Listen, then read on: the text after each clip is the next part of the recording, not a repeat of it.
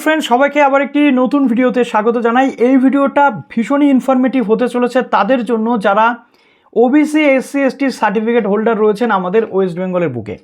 কেননা আমরা জানি যে একটা নোটিফিকেশান জারি হয়েছিল বিসিডব্লিউ অর্থাৎ ব্যাকওয়ার্ড ক্লাস ওয়েলফেয়ার ডিপার্টমেন্টের পক্ষ থেকে। মেমো নাম্বার যেটা ছিল 1033 ACCY বিসিডব্লিউ 14/5/2026 এই ডেটে একটা নোটিফিকেশান জারি হয়েছিল, যেখানে গোটা যে প্রক্রিয়া ছিল 2011 সাল থেকে যে শংসাপত্র তৈরি হয়েছে, ওবিসি হোক, এসসি হোক বা এসটি হোক, তাদের জন্য বলা হয়েছিল রিভেরিফিকেশান প্রসেস গভর্নমেন্ট চালাবে।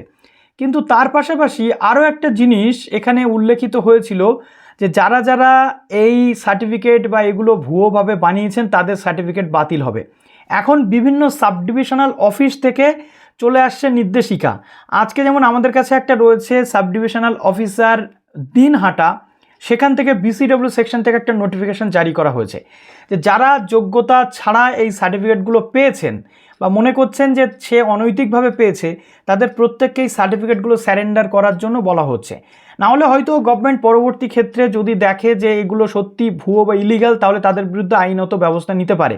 তো কি বলা হচ্ছে, যদি কোনো ব্যক্তি অনিচ্ছাকৃতভাবে জাতিগত শংসাপত্র গ্রহণ করেছেন অথবা যদি কোনো ব্যক্তি প্রকৃতপক্ষে কোনো জাতি বা শ্রেণীর অন্তর্ভুক্ত নন, অর্থাৎ এসসি এসটি ওবিসি নন, অথচ জাতিগত শংসাপত্র তৈরি করেছেন, যদি কোনো ব্যক্তি একাধিক জাতিগত শংসাপত্র পেয়েছেন, আমরা সোশ্যাল মিডিয়াতে দেখতে পাচ্ছি বিভিন্ন সময় ভাইরাল হচ্ছে, একজন ব্যক্তি এসসি সার্টিফিকেটও আছে, এসটিও আছে, তো এইগুলো তো এক প্রকার বলতে গেলে ইলিগাল প্রসেস না।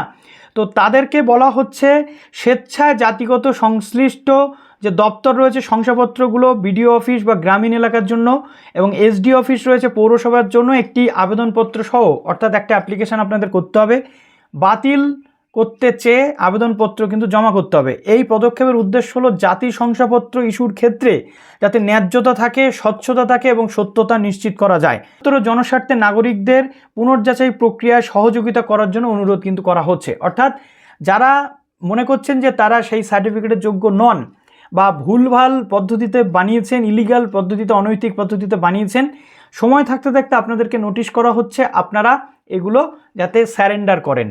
তো যারা যারা এরকম আছেন স্যারেন্ডার করুন, আর যারা লিগাল ওয়েতে বানিয়েছেন তাদের কোনো চিন্তা নেই, ভেরিফিকেশন হোক বা রিভেরিফিকেশন হোক, যা যা চাইবে আপনারা সেগুলো কিন্তু দিয়ে দেবেন। ওকে, তো এই ছিল মোটামুটি আপডেট।